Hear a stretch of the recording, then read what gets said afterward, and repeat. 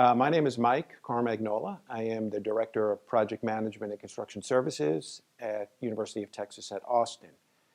And I have the privilege of leading a group of folks managing planning, design, and construction projects on campus. Our team manages in excess of 1,000 projects a year, and we execute those projects as good stewards of the campus environment by making sure that we balance the important pieces of projects together. And not just individual projects, but projects that interact and interrelate with each other.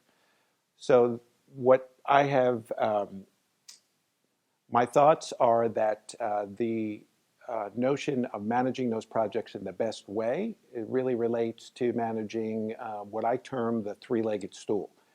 And it's really important in project management to keep the stool balanced, and each of those legs is important, but not so much more important to the detriment of the other two. And those three legs are scope, schedule, and budget.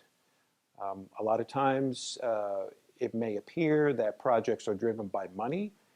Money is certainly important, but if schedule and scope are not considered in the appropriate manner, then what will happen is there will not be a successful project. So really the balancing of those three elements and understanding the interrelationship of those three elements is critically important to managing and delivering successful projects.